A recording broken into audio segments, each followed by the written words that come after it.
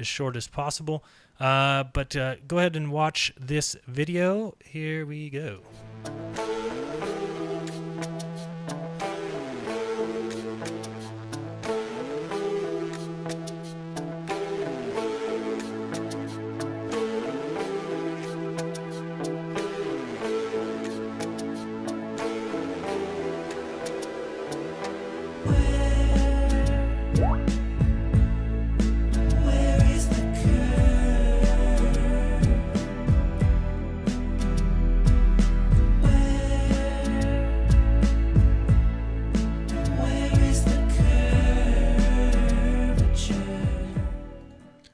So there you go. That is just a highlight for the Flat Earth Convention. Let me bring this up and so that you can see what I'm looking at.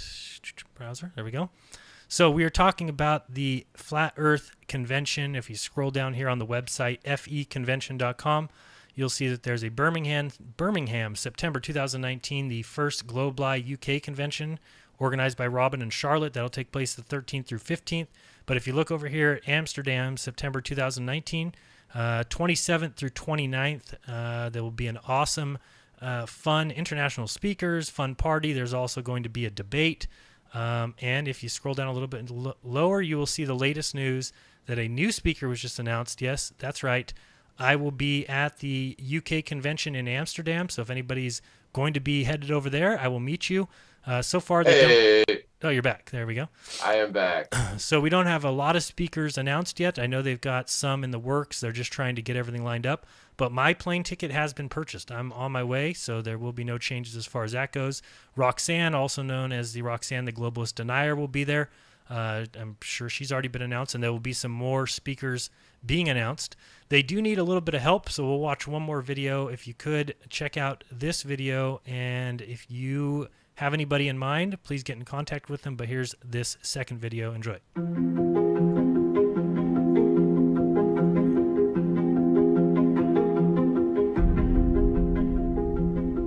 Keith, you go first, and then what we want to do is, I know Nora's got a question, I think Kathy has a question, but we'll actually take questions for the next quarter hour.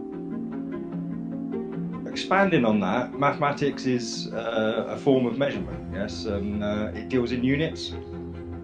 And the only answer it can give is in units. Is that correct? Not necessarily. Okay, because the only time I see it not coming up with units is when you come up with infinity. I'm really happy that you're here because you should be able to give us an inside view of your education.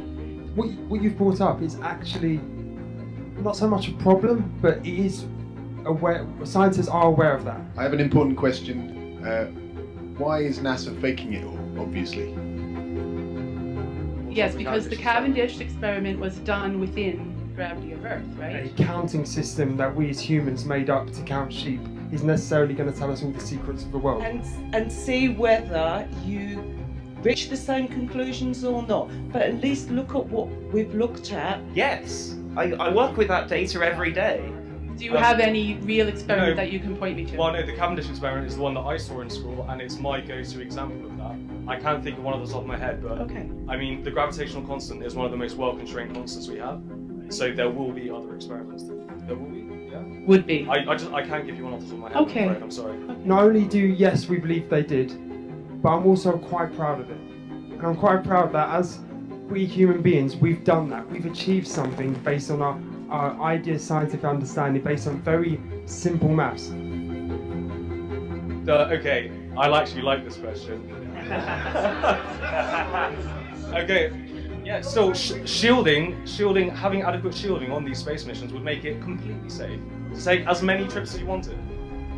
I don't think that's adequate radiation shielding.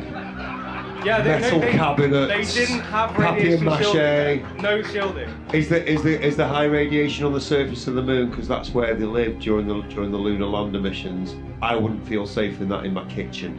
One day after that, you got a crescent, a waxing crescent, but you can see it at night time. But when you look at models, the sun is lighting up the path where the moon is in between. I'm just wondering how would it be possible on the heliocentric model to have a crescent moon at night time? These scales so that we can see them, and generally not to scale. Okay, thank you. And just one more thing, you know the Falcon Heavy what went up with the Tesla car? I'm just wondering why the tyres didn't explode in space. That is a very good question. So please send an email to feconvention@outlook.com, and that's because they're looking for heliocentric believers, sphere Earth believers, ball Earth believers to join in this debate with, I'm sure, some awesome flat earthers. So that's pretty much it. David, any comments on any of that or no? No, guess not.